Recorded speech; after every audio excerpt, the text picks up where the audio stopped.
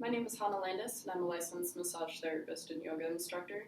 Today we're going to do a intro beginner yoga sequence. We're going to work a little bit with vinyasa, which is just a term for linked series of postures. We're going to use the chair, then the blocks, then the floor. Hopefully you can follow that progression. If not, stop at the chair, or stop at the blocks, or proceed to the floor. To start, we're just going to go over a few anatomical positions for your shoulders and your spine and how they relate to each other, and they will inform what you do later on, but good to know in advance. So, first things first, your shoulders. I like to use my hands as a way to test where my shoulders are, and so if my hands start to my side, on my thighs, if I draw both shoulders forward, the hands slide forward on my thigh. If I draw both shoulders backward, the hands slide outward. Important to note, to keep your knees slightly bent and drop your sitting bones down. You want to avoid this position, which has compression in the lower back and the knees are locked out. You'll notice as soon as I bend my knees, it creates room for my butt to drop. And so only bend the knees as much as you need to. It can get a little tiring. Both shoulders go forward, spread the back apart, push the armpits forward and down. And then both shoulders go backward. Try not to make it be your spine sending the shoulders backward. Rather, keep your spine still and try and isolate your shoulders. And so just go forward and back a few times. Try and keep your shoulders on the same horizontal level so they're not hiking up by your ears. Good. And then both shoulders go up. And both shoulders go down. Shoulders up and shoulders down. And again, my hands are sliding on my thighs to inform me that my shoulders are in fact moving up, which lengthens the spine, or moving down, which lengthens the neck but shortens the spine. If I take both shoulders forward, you might notice that's already starting to round my upper back. If I take both shoulders backward, you might notice that that's starting to open my front. Now, if you take one shoulder up and one shoulder down, you're already in a side bend. If I wanted to amplify my side bend, I would drop my right hip down and lift my left hip up, and now you'll see my spine is creating an arc. Come back to the center, bend your knees, drop your hips, lift your left shoulder up and press your right shoulder down. And then if you wish, push your left hip down, lift your right hip up, and create as much of a side bend as you can without anything else changing besides your spine and your shoulders and your hips. If I were to send one shoulder forward, the right shoulder, and one shoulder backward, you can see that I'm already initiating a twist. If I were to then twist my spine from the navel, I go deeper.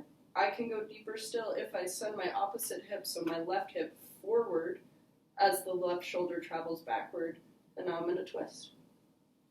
Bend your knees, drop your sitting bones, return to center. Now your right shoulder goes back, your left shoulder goes forward, twist from your navel towards the side, and then push your opposite side hip, so your right hip pushes forward, and you're in a twist.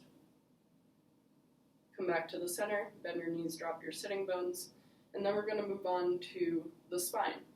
Touch your collarbone right in the center, and then touch your pubic bone. If you want to touch right above it, it's okay.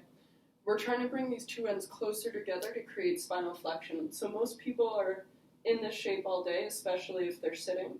We want to decompress the lower back, and so bend your knees first, drop the sitting bones down, and then lift the pubic bone up. And you'll see how much more length just appeared in my low back. Then press the collarbones down. And so you'll notice that my shoulders are still above my hips. I'm not over here, which is using hip flexion. I'm centered right above, and I'm just trying to isolate the spine. Again, as we noticed, when the shoulders go forward, it creates spinal flexion, and so use that to amplify your spinal flexion here. Draw the shoulders forward and down. If you wish to extend it to the arms, fingers touch together, you bend the wrists, and then you turn the arms in. And the internal rotation and forward press of your shoulders will get you deeper into a shape of spinal flexion. Take your hands back to your pubic bone and your collarbone, and now push your pubic bone down, push your belly button forward, and then lengthen the whole front line of your body so that the collarbones lift. And so again, I'm not leaning back, I'm just trying to lengthen, and if I keep my knees bent, I know I'm still safe. Make sure you can breathe comfortably. And so here you might notice that your shoulders naturally want to open as opposed to press forward as they did in flexion. And so, in this spinal extension shape, you have nice length on the front of your body. You keep the shoulders pressed forward and down, but now you rotate the upper arm bones out, and you can spread the fingers and draw them back towards you. It might look more like this, but if you can, you're trying to really bend at the wrist. And so let's just oscillate between those two for a moment. You round your lower back, lift the pubic bone, turn the arms in, and then press your pubic bone down, spread your belly out, lift your collarbones, and turn the shoulders out, palms spread. One more time. Round your back, turn the shoulders in, and then push the pubic bone down, spread the shoulders out. Come back to center, bend your knees, drop your sitting bones down. And now we're going to work on the side bend and the twist as a paired movement. So fingertips together. First, you're going to side bend towards the left. So your right elbow and shoulder lift across and forward. Once they can go no further, you take the arms apart. And so your right arm is reaching across, palm face down, and your left arm is reaching down towards the floor. Important to make sure you're not back bending here in a side bend, which can definitely compress your back. You're trying to create space on the back and the side. Good. If you wish to take this side bend deeper, you shift the weight forward and then onto your right foot. Come back to center. Touch the fingertips together, still in your side bend.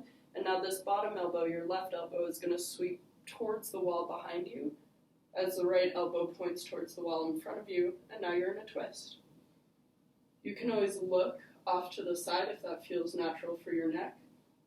In a twist, you need to keep your chin tucked in order to look behind you. You would lift your back ear to look over your back shoulder, or you can lift your front ear with the chin tucked to look over your front shoulder. Slowly come back around. Again, you're in this position. Your left arm sweeps forward and across to open up the left side body. Once it can go no further, you take the arms apart. You can shift the weight forward and press onto your left leg. Come back to center with the knees bent. Touch the fingertips together in your side bend, and now this bottom elbow leads the charge. It sweeps towards the wall behind you as your left elbow points in front. You can look neutrally off to the side, or tuck your chin slightly and lift your back ear to look at your back shoulder, or lift your front ear to look over your front shoulder. Very slowly come back around and take the hands down.